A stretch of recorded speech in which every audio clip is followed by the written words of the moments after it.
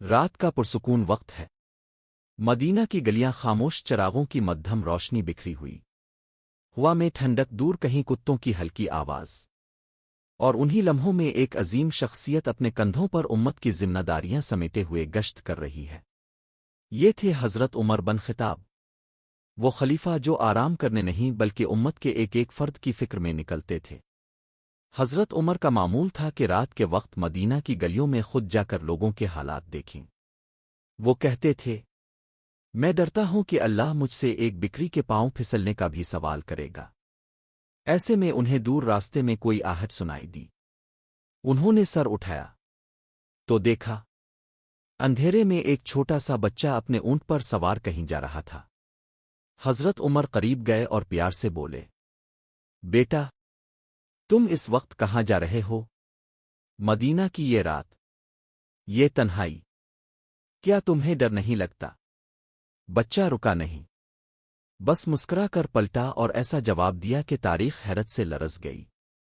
بچے نے بڑی سادگی مگر بڑے یقین سے کہا، امیر المومنین، اگر میں اس راستے پر ہوں جہاں اللہ نے میری حفاظت لکھ دی ہے تو مجھے کون نقصان پہنچا سکتا ہے؟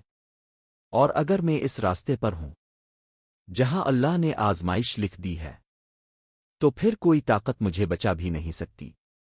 یہ سن کر حضرت عمر دم بخود رہ گئے۔ یہ جواب کسی فلسفی کا نہیں، کسی عالم کا نہیں، ایک چھوٹے سے بچے کا تھا۔ حضرت عمر نے اس کی آنکھوں میں جھانکا، وہاں خوف نہیں، گھبراہٹ نہیں، صرف اللہ کا یقین تھا۔ وہ بولے، سبحان اللہ، تم نے تو وہ بات کہہ دی جو بڑے بڑے دانا لوگ بھی پورے یقین سے نہیں کہہ پاتے۔ حضرت عمر نے پوچھا، بیٹا، یہ اونٹ کس کا ہے؟ بچے نے کہا، یہ میرے ابو کا ہے۔ حضرت عمر نے مسکرا کر اگلا سوال کیا، کہیں تم نے اونٹ کو زیادہ نہ تھکا دیا ہو؟ جانور بھی اللہ کی مخلوق ہیں، ان پر بھی رحم ضروری ہے۔ بچے نے فوراً جواب دیا، امیر المومنین، میں اپنے اونٹ پر ظلم نہیں کرتا۔ میں جانتا ہوں کہ اللہ اپنی مخلوق پر ظلم کو ہرگز پسند نہیں کرتا۔ جو دل اللہ سے ڈرتا ہو وہ کسی پر ظلم نہیں کر سکتا۔ یہ سن کر حضرت عمر کے دل میں ایک لرزہ دوڑ گیا۔ حضرت عمر کی آنکھوں میں آنسو آ گئے۔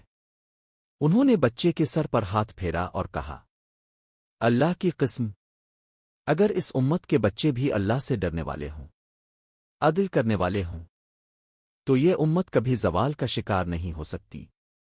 انہوں نے بچے کو دعا دی، اللہ تمہیں دین اور دنیا دونوں میں سربلند کرے۔ اس واقعے سے ہمیں 3 بڑے سبق ملتے ہیں۔ 1، یقین سب سے بڑی طاقت ہے۔ جو اللہ پر بھروسہ کرے، خوف اس کے دل میں جگہ نہیں پاتا۔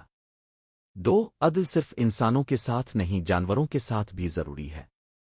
اسلام صرف عبادت کا نام نہیں بلکہ اللہ کی ہر مخلوق کے ساتھ انصاف کا نام ہے۔ 3، تقوی عمر کا پابند نہیں۔ علم اور خوف خدا چھوٹے بڑے سے آزاد ہیں۔ کبھی کبھی بچے وہ باتیں سمجھ لیتے ہیں جو بڑے لوگ نہیں سمجھ پاتے۔ ایسا واقعہ آج بھی ہمارے ایمان کو تازہ کر دیتا ہے۔ ہمیں یہ سکھاتا ہے کہ جس دل میں اللہ کا یقین اور عدل کی روشنی ہو، وہی دل سچا ممن ہے۔